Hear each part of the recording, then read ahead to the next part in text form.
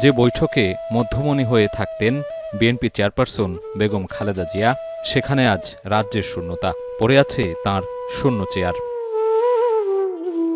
মমতাময়ী মাকে হারিয়ে যেন খুঁজে ফিরছেন ছেলে, চোখের বোবা চাহনিতে একাকিত্বের ছাপ।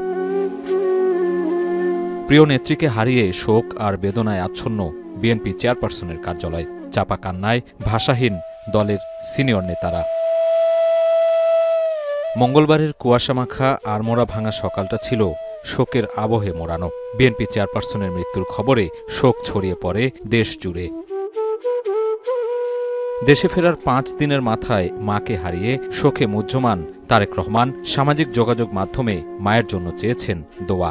উল্লেখ করেন গণতন্ত্র প্রতিষ্ঠার সংগ্রাম, আধিপত্যবাদের বিরুদ্ধে নেতৃত্ব আর আপোষহীনতার কথা। আপনাকেই বলছি, ইন্স্যুরেন্স করলে সিটিতে সুরক্ষা পাবেন নিশ্চিত। খালেদা জিয়ার মৃত্যুতে 3 দিনের রাষ্ট্রীয় শোক ঘোষণা করেছে সরকার, সাথে সাধারণ ছুটি ঘোষণা করা হয়েছে বুধবার। আর বিএনপির পক্ষ থেকে ঘোষণা করা হয় 7 দিনের শোক, খোলা হবে শোক বই। সাবেক প্রধানমন্ত্রী ও বিএনপির চেয়ারপারসন বেগম খালেদা জিয়ার জানাজা অনুষ্ঠিত হবে বুধবার দুপুর 2টায় জাতীয় সংসদ ভবনের দক্ষিণ প্লাজায়। এরপর স্বামী জিয়াউর রহমানের পাশে সমাহিত করা হবে তাকে। আগামীকাল দুপুর 2টায় পার্লামেন্ট ভবনের দক্ষিণ প্লাজায়, যে মাঠ এবং বাণিজ্য অ্যাভিনিউ, এই পুরো অংশ জুড়ে আমাদের নেত্রীর জানাজা অনুষ্ঠিত হবে। এই জানাজা